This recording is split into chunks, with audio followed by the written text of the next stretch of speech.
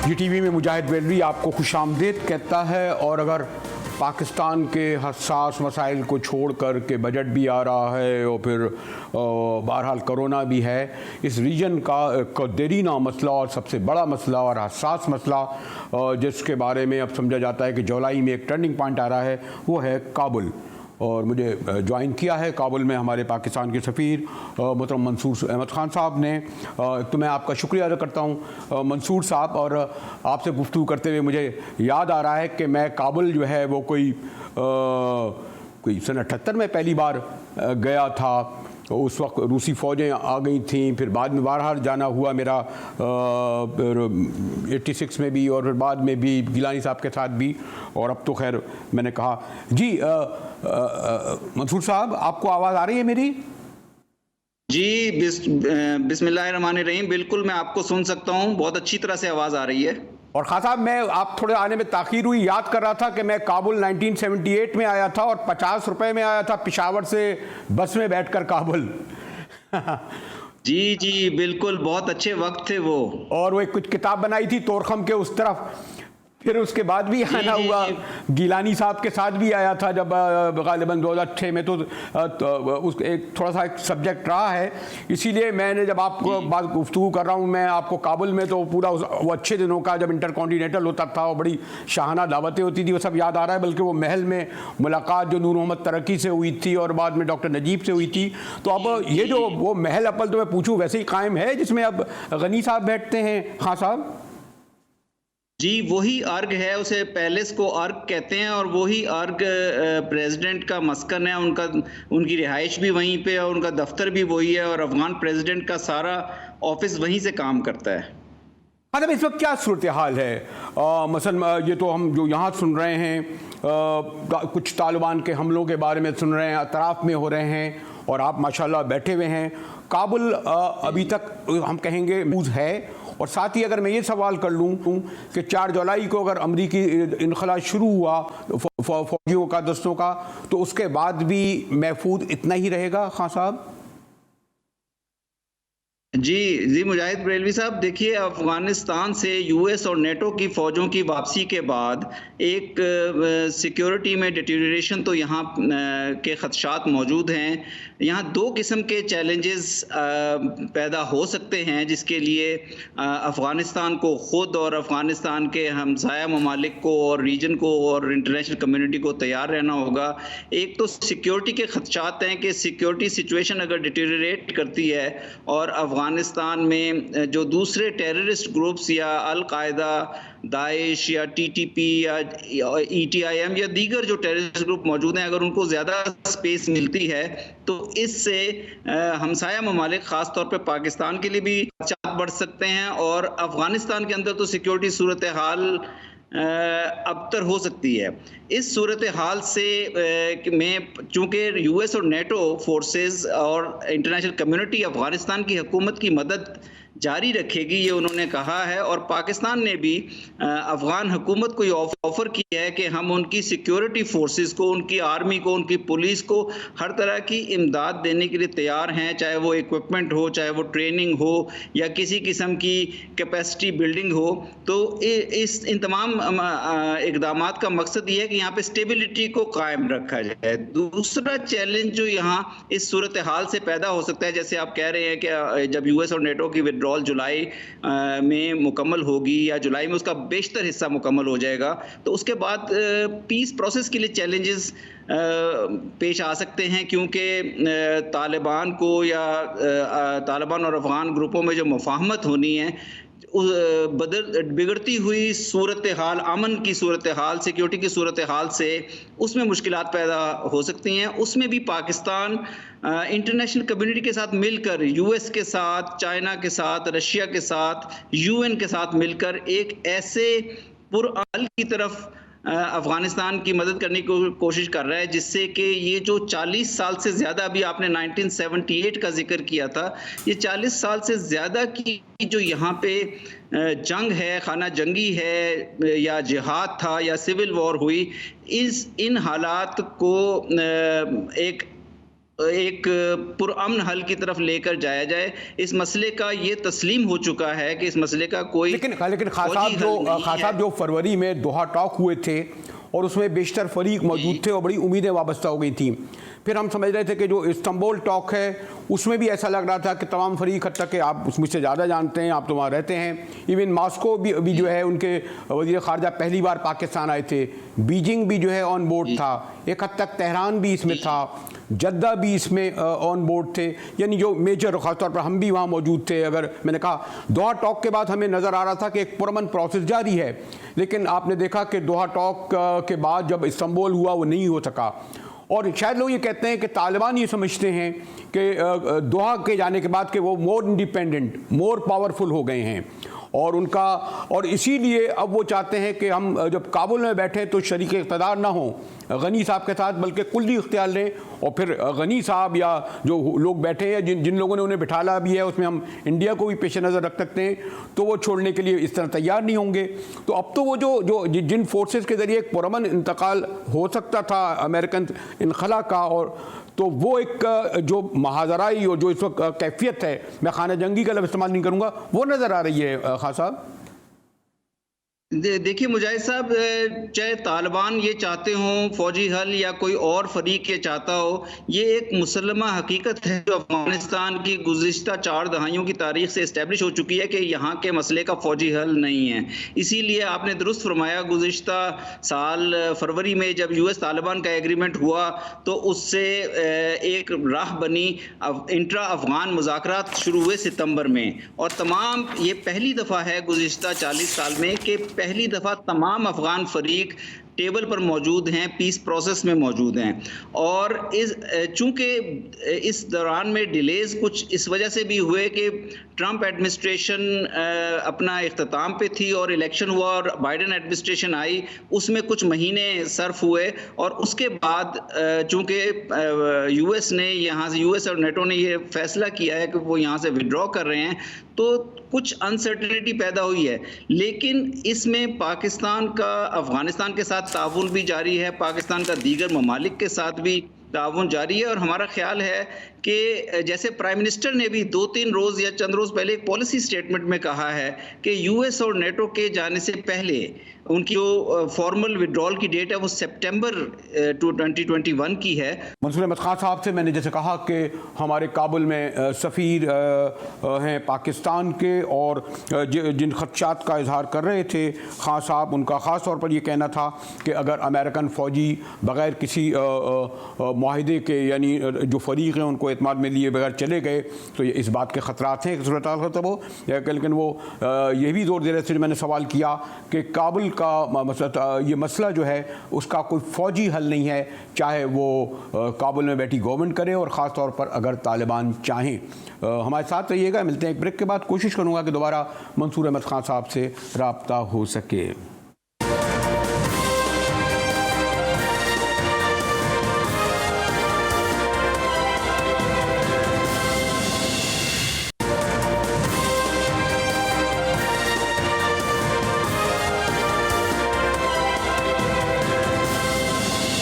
I think Prime Minister gave him credit. He tried his level best to get money from his friends and found out the hole was too big. But then COVID happened. And COVID pushed this growth to negative territory. Economy started to stabilize, current account deficits, actually was curtailed. And in the recent year, it is in a surplus.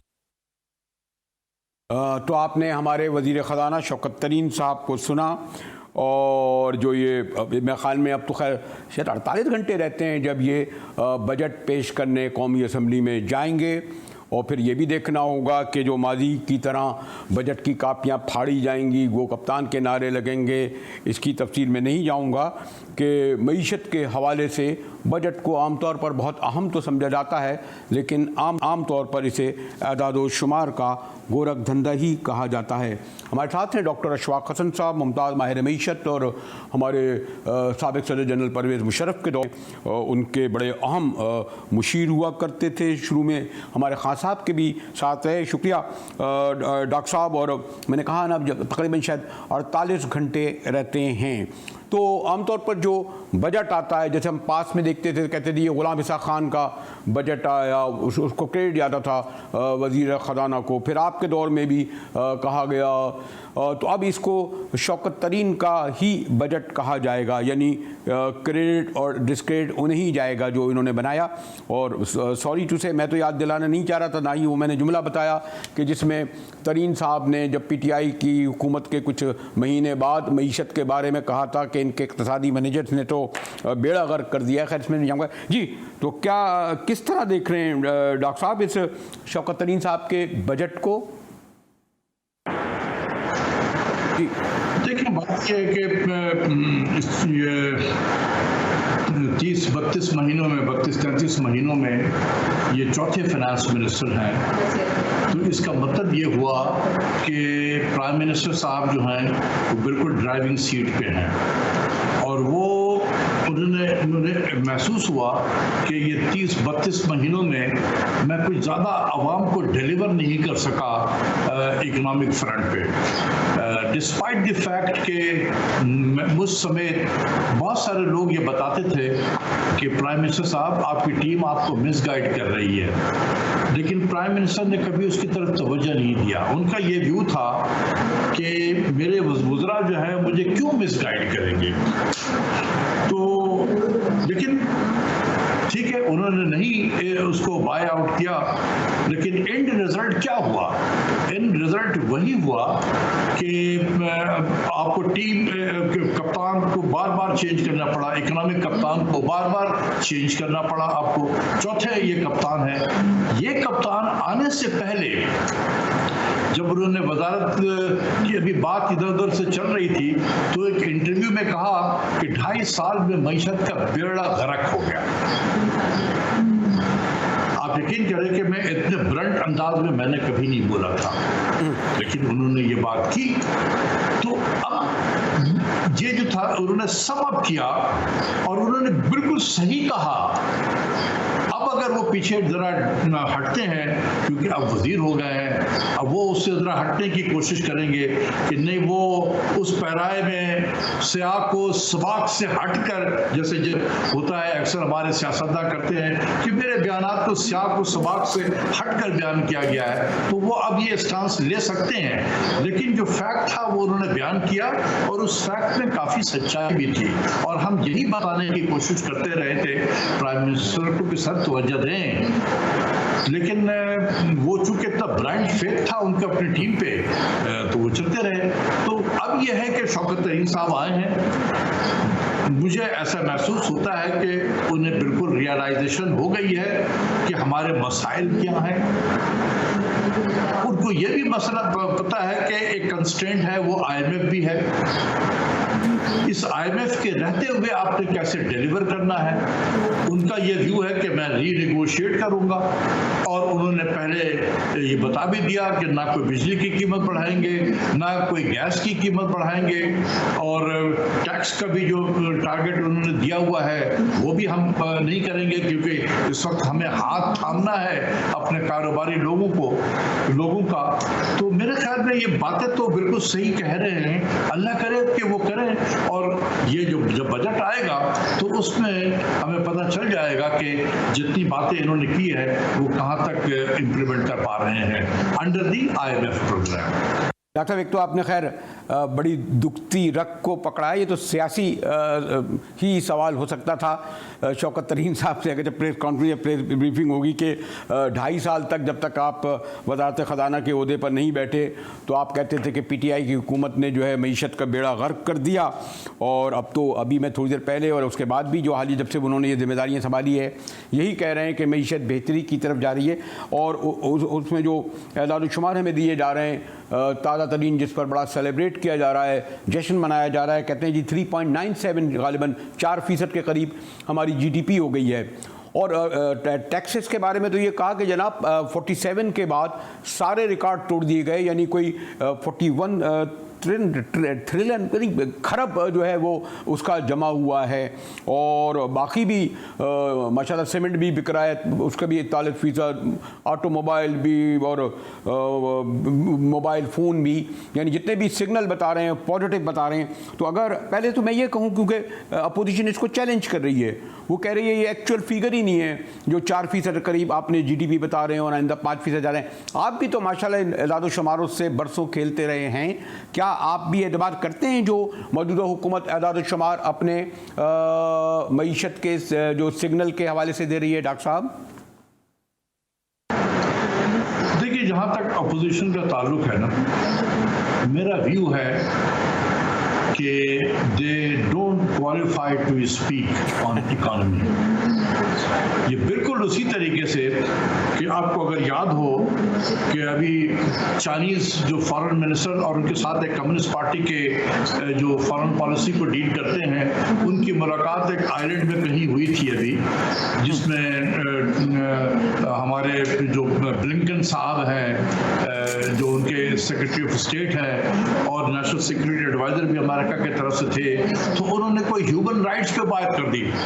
तो उस पे उन्होंने कहा था कि you don't qualify to speak on human rights, आपके भी जो रिकॉर्ड है अच्छे नहीं है। तो मैं इसी पैराए में कहता हूँ कि अपोजिशन को वो सियासत पे ज़रूर बात करे, मईशत पे बात ना करे। ये एक हुआ। दूसरी ठीक है कि क्लेम जो है, देखिए बात यह है कि एक हुकूमत वक्त 3 साल से उस पर हमला हो रहा हो कि मईशत तो बेड़ा गर्क हो गया, बेड़ा गर्क हो गया, बेड़ा गर्क हो गया, तो वो क्या करे? प्राइम मिनिस्टर अंडर प्रेशर है बहुत ज़्यादा, तो कहीं से कोई नंबर आ जाए अच्छा, तो वो फिर वो ओवर एक्सूबरेंस का मुजाहरा करते हैं। तो मेरा अपना ख्याल है कि इतना ज़्यादा ओवर एक्सूबरेंस का मुजाहरा नहीं करना चाहिए, क्योंकि ये नंबर जो है ना, इसके पीछे इकोनॉमिक्स कम है, नंबर ज़्यादा है, स्टैटिस्टिक्स ज़्यादा है, इकोनॉमिक्स कम है, इसको बेस इफेक्ट कहते हैं। ये जो आज 3.9 पे अपोजिशन शोर अगर मचा रही है ना, यही अगले जो माली साल जब आएगा और ये नंबर जब रिवाइज होगा, तो this will be somewhere around 4.8 to 4.9%। तो आप बताएं कि ये मैं समझता हूँ कि ये माली साल का, अभी तो माली साल मुकम्मल तो नहीं हुआ है, ये 3.9% जो है ये 8 से 9 महीनों का नंबर है। जब ये पूरा 12 महीने का नंबर आएगा तो आप देखेंगे कि यही ग्रोथ रेट 3.9 से बढ़ के ये तकरीबन 5 के करीब हो जाएगा।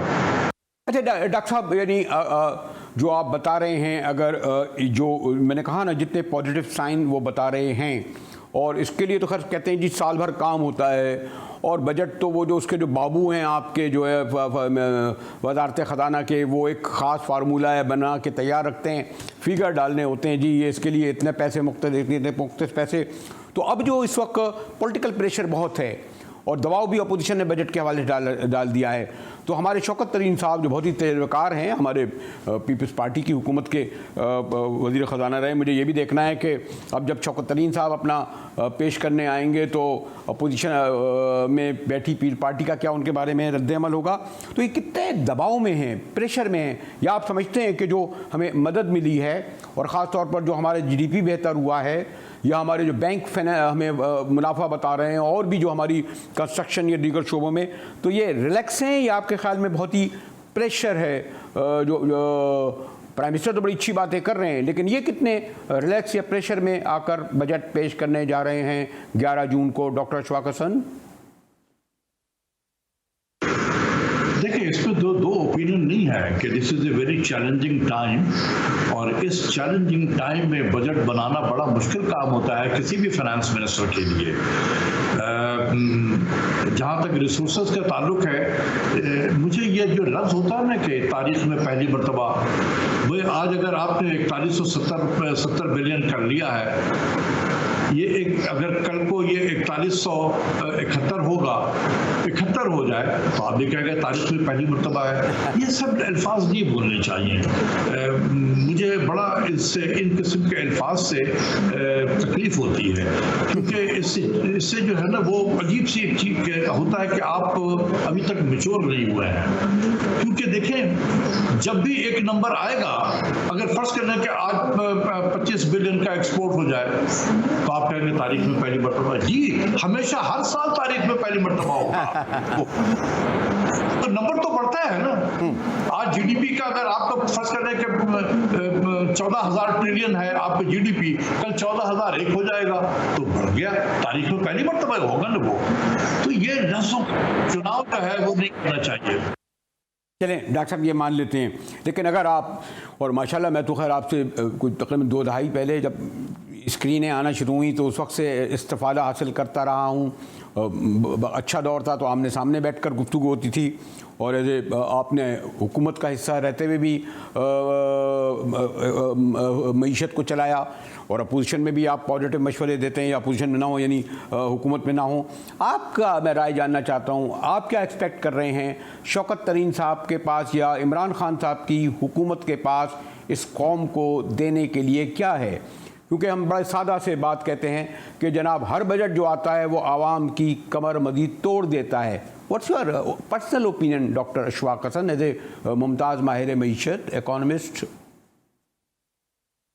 नहीं, देखें, मैं तो देख रहा हूं कि जो हमारे मसाइल थे जो IMF के प्रोग्राम की वजह से शुरू हुए और पैंडेमिक ने उसको थोड़ा और एग्रीवेट कर दिया, हम उससे निकल रहे हैं। हम एक बेहतरी की तरफ सफर रवा दवा है। अब इसने स्पीड पकड़ना है। अब वो स्पीड पकड़ेगी पॉलिसीज की वजह से, वो बड़ा चैलेंजिंग टाइम है। तो अगर मुझसे ये पूछा जाए कि क्या हम पिछले माली साल से इस माली साल में बेहतर हुए थे, द आंसर इज यस। अगला माली साल हो सकता है कि आज जो माली साल है इससे बेहतर माली साल होगा अगला। तो मैं ये कहूंगा कि रिकवरी का प्रोसेस शुरू हुआ है। ठीक है, अब रिकवरी की स्पीड पर ना जाए कि किस स्पीड से हो रहा है। गाड़ी 100 किलोमीटर से चल रही है, गाड़ी 10 किलोमीटर से चल रही है। ओके, गाड़ी चल रही है, शुक्रिया डॉक्टर साहब, और शुक्रिया डॉक्टर साहब, और कोशिश करेंगे कि 11 जून को आपको जिस दिन बजट पेश किया जा हो उस दिन गुफ्तगू की जाए जब बजट पेश किया जा चुके, या उससे पहले या उसके बाद। हमारे साथ रहिएगा, मिलते हैं एक ब्रेक के बाद।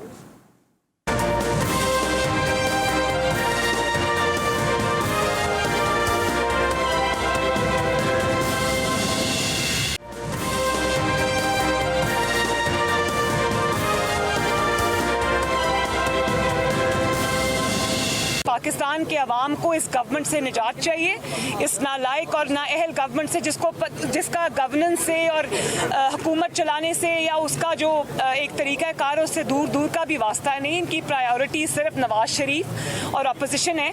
तो ये कब तक इस तरह से ही कर लेंगे? इस्तीफ़ों का फ़ायदा सिर्फ तब होता जब तमाम जमातें जो उस वक्त PDM में शामिल थीं वो इस्तीफ़ा दे देती, वरना अगर आप डिवाइड होकर इस्तीफे देते, 8 जमातें दे देती, 2 ना देती, 5 दे देती, 5 ना देती, तो उसका फ़ायदा के बजाय नुकसान होता। जी खैर, हमारे नून लीग के कायदीन तो जब आते हैं तो उन्हें तो जो गुफ्तगू करते हैं वो भी करेंगे, जो मरियम बीबी कर रही थी। मैं बराह रास्त इस पर सवाल नहीं करूँगा। हमारे साथ कमरुज़्ज़मा कायरा साहब हैं, बड़े कमिटेड नज़रियाती पाकिस्तान पीस पार्टी के सीनियर तरीन रहनुमाओं में। अन्य लोग इधर उधर हो जाते हैं, फिर घूम कर वापस आ जाते हैं। कायरा साहब, शुक्रिया आपने वक्त निकाला। मुझे पता है कि आप सफ़र ज़्यादा होते हैं, और मैं पहला सवाल इस हवाले से भी नहीं करूँगा कि मैं अभी मरियम बीबी का जब ये सुन रहा था उन्होंने कहा पीपल्स पार्टी के अलावा कोई और सवाल करें, और PDM के वाले। पहले तो मैं ये करूँगा, अगर मैं प्रेस कॉन्फ्रेंस कर रहा होता या ब्रीफिंग कर रहा होता तो पहला सवाल यही करता, ये जी ये वज़ीर सेना अचानक अमरीका क्यों चले गए? क्या कोई नाराज़गी हो गई है? क्या ये जो हंगामा हुआ है? तो ये सवाल तो नहीं करूँ ना? नहीं, आप जरूर कीजिए, लेकिन इसका पहले नंबर पे तो कोई नाराजगी नहीं है, और ये रूटीन में जाना आना लगा रहता है। कुछ अर्सा पहले भी वो गए थे, सरकारी तौर पे भी जाते रहते हैं, जाती निजी दौरे पे भी जाते रहते हैं। हमारे यहाँ की स्पेकुलेटिव स्टोरी ज्यादा चलती हैं, बिकती हैं, इसलिए स्पेकुलेशन बहुत होती हैं। दूसरा ये है कि इसके बारे में ज्यादा बेहतर होता कि आप सिंध के किसी जो उनके कैबिनेट के वज़रा हैं जो जानते हैं कि वो क्यों गए हैं, सारी उनकी मसरूफियात का तो वो ज़्यादा बेहतर आपको जवाब दे सकेंगे बनिस्बत मेरे। मुझे तो पंजाब में बैठे उसकी समझ पता नहीं है पूरा, क्योंकि उनके अपने स्केड्यूल्स हैं। लेकिन ये बात तयशुदा है कि वो पीपल्स पार्टी के साथ उनकी कोई नाराजगी नहीं है, कोई ऐसी सूरत हाल नहीं है, और वो मामूल के विजिट पे गए होंगे, कोई ऐसा मसला उसमें नहीं है। वो कारा साहब आपको ही पता ही, इतना तो मुझे भी थोड़ा सा इतना करीब तो मैं भी हूँ ना आपके दोस्तों से कि मुझे ये पता है कि वाकई वैसे ही गए हैं जिस तरह जाया जाता है। अमेरिका गए, क्या और बात है। और शाह साहब बड़े कमिटेड आदमी हैं, बहुत बड़ा एक तवील से दे दिए। तो मैंने ऐसी ज़रा सा सोचा ना, हल्का फुल्का बात लोग कहेंगे जी आपने सवाल ही नहीं किया, ये शाह साहब स्टार्टर लिया आपने। चलिए अब जी शाह साहब, आज मैं बल्कि इस पर भी नहीं चाहता कि अगर मैं कहूँ कि जी मरियम बीबी ने ये कहा कि जी इस्तीफे ये होते, उसके अलावा उन्होंने कहा जी पीपल्स पार्टी के अलावा कोई और बात करें, किसी और मौजू पर बात करें। और मैं देख रहा था एहसान इकबाल साहब भी बड़े अच्छी तरीके से बात कर रहे थे कि जी बिलावल तो मेरे बड़े बेटों से भी ज़्यादा छोटा है, वो है। लेकिन जो मैं बुनियादी सवाल आपसे ये करूँगा कि हम अब ये समझें कि पीडीएम का बाप ख़त्म हो गया, क्योंकि आप लोगों ने ना सिर्फ शोकास नोटिस फाड़ के फेंक दिया, बल्कि आइंदा जो अभी तक दावतें दी गई उनमें आने से भी इनकार कर दिया। तो ये क्लोज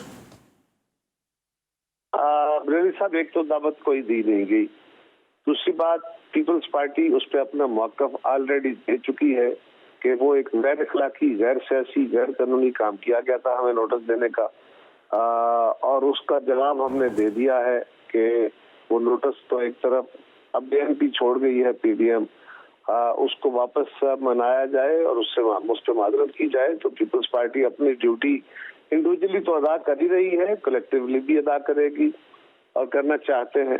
रही बात पीडीएम की, तो पीडीएम का ऑब्जेक्टिव था क्या? पीडीएम का ऑब्जेक्टिव था कि हुकूमत से जान छुड़ाई जाए, और आज भी कहा गया। तो अगर जान छुड़ानी थी तो पीपल्स पार्टी तो रास्ता दे रही थी। हमारे दोस्तों ने हमारी नहीं मानी थी, लेकिन हमने जब उनको कन्विंस किया कि बाय इलेक्शन लड़ा जाए, तो कहते नहीं लड़ना, तो बाय इलेक्शन में हुकूमत के पांव हिला दिए। फिर हमने कहा कि हमें सेनेट को कह रहे थे कि सेनेट का ब्लॉक करना है, सेनेट से पहले इस्तीफे देने हैं। हमने कहा अगर आपने इस्तीफे दिए, उन्होंने कबूल न किए और सेनेट का इलेक्शन बिला मुकाबला उनका हो गया, तो ये तो बहुत बड़ा सियासी नुकसान होगा। उस पर बड़ी मुश्किल हमने इनको कायल किया, और बाद में वक्त में साबित किया कि हमारा मौक़िफ़ पीपल्स पार्टी का वो दुरुस्त था। इनके सब दोस्तों ने उसकी तारीफें भी की, खुद माना। और फिर ये था कि हुकूमत बदलने का तरीका क्या है, इस्तीफे दे दें, इस्तीफे देंगे, वो टेंडर कर देते हैं, वो नहीं कबूल करते। तो मियां साहब ने साल इस्तीफे कबूल नहीं किए थे पीटीआई के, फिर क्या होगा, कोई जवाब नहीं था। तो हमने कहा कि उसका आला तरीका ये है, अच्छा तरीका ये है। रेलवी साहब देखे ना, आज इस्तीफे फर्ज करें दे दिए, और उसके बाद इलेक्शन आ जाएगा। इलेक्शन आएगा तो फिर क्या होगा? उन्हीं कवानीन के तहत उसी सेटअप के अंदर इलेक्शन कराए जाएंगे। अगर ये गवर्नमेंट नहीं रहती तो आने वाली किसी केयरटेकर गवर्नमेंट के पास तो ये इख्तियार नहीं होगा कि वो कानून साजी कर ले, और उस पर इत्तेफाक़ राय नहीं हो सकेगा। तो फिर हम किससे कानून साजी कराएंगे? तो ये सवालों के बहुत सारे जवाब थे जो नहीं दिए जा रहे थे। हमने कहा कि आप पहले पंजाब की हुकूमत तो यूं गिरती है, हमें कहा गया नंबर नहीं है, आपने देख लिया। हम कह रहे थे कि नंबर है, और फिर सारे मुल्क ने देखा कि नंबर तो जाहिर हुए, एक नहीं दो ग्रुप्स की सूरत में जाहिर हुए।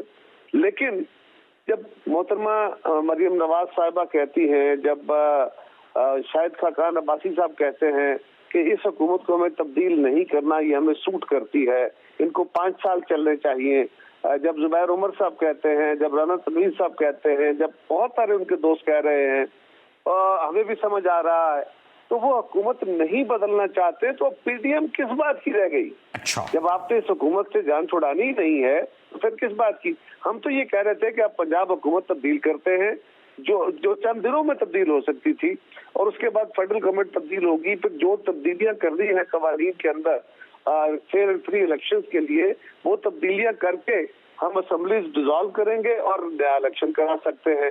ये एक पॉलिटिकल ऑप्शन था, एक लीगल ऑप्शन था, एक कॉन्स्टिट्यूशनल ऑप्शन था, उसकी तरफ नहीं जाना। तो ये हमारे दोस्तों का इसरार है, क्या करें?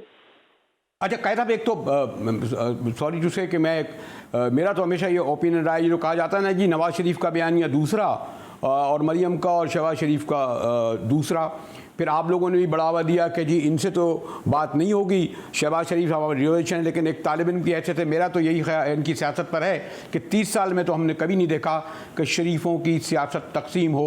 हिकमत अमली तौर कभी बड़ा भाई एक पॉइंट ले लेता है, कभी छोटा भाई एक तरफ कर देता है, अमला नहीं, अब पता नहीं। अब अभी आप कहते हैं कि जी शहबाज शरीफ से तो बातचीत हो सकती है, एक तो वो लीडर की अपोजिशन है कौमी असम्बली में, तो वाकई क्या नून शीन ये इस तरह का है मामला कायरा साहब कि शीन आपको कबूल, नून कबूल नहीं? एक सियासी जमात के तौर पे हमें एक सियासी जमात से बात करनी है। अच्छा। उस सियासी जमात का जो भी कोई जिम्मेदार होगा उससे बात करें। तो नवाज शरीफ है, मियां साहब मुल्क से बाहर है, नवाज शरीफ साहब, शहबाज शरीफ साहब इस वक्त सदर है मुस्लिम लीग के, वही लीडर ऑफ द अपोजिशन है, लिहाजा उनसे ही बात बनती है। और मरियम नवाज शरीफ साहबा जब शहबाज शरीफ साहब अरेस्ट थे और मरियम बीबी लीड कर रही थी तो उनसे बात हो रही थी। या जिसको भी मुस्लिम लीग जिम्मेदारी देगी हम तो एक सियासी जमात के साथ एंगेज करेंगे ना, फर्द के साथ तो नहीं। तो हम जो कह रहे हैं पार्लियामान के अंदर अगर बात करनी है तो मरियम बीबी तो वहाँ नहीं है, लिहाजा वहाँ पे leader of the opposition Shahbaz Sharif साहब जो मुस्लिम लीग के सदर भी हैं उन्हीं से बात होगी। ये इस तनाजुर में है, इसका कोई ताल्लुक नहीं है कि फलां ग्रुप हमने। और मैं ज़ाती तौर पर तो ये समझता हूँ कि अल्लाह ना करे कोई जमात टूटे, किसी जमात में इख्तलाफात इस लेवल के हो कि वो जमात टूटे, क्योंकि जमातों के टूटने से हमेशा जमहूरी अमल का नुकसान होगा। लेकिन शहबाज शरीफ साहब के तो आप डिनर में चले गए, यानी आपकी पार्टी के बड़े कायदीन चले गए, और इन लोगों के साथ आप पानी भी नहीं पीना चाहते। और खाकान अब्बासी ने कहा मैं तो उस दिन रिजाइन दे दूंगा जिस दिन अगर पीपल्स पार्टी करीब भी आई हमारे पास। तो ये है तो रियलिटी तो है ना, टूट तो गए है ना, ये बहुत शदीद किस्म का सवाल ये है कि हमें पीडीएम नहीं, हमें अपोजिशन की जमातों को, पार्लिमानी अपोजिशन की जमातों को वहां दावत दी गई। पीडीएम में वो जमातें भी हैं जो पार्लियामान के अंदर रिप्रेजेंटेड नहीं है, लिहाजा लीडर ऑफ द अपोजिशन की दावत थी, उस पर हम गए, बिल्कुल गए।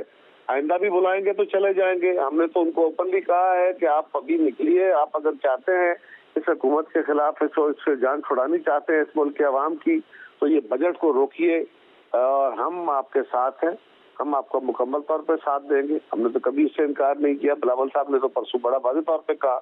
सो शहबाज शरीफ साहब से बात करने का या लीडर ऑफ द अपोजिशन से बात करने का तो एक पार्लियामानी वे तो है ही वो ना, और क्या तरीका है।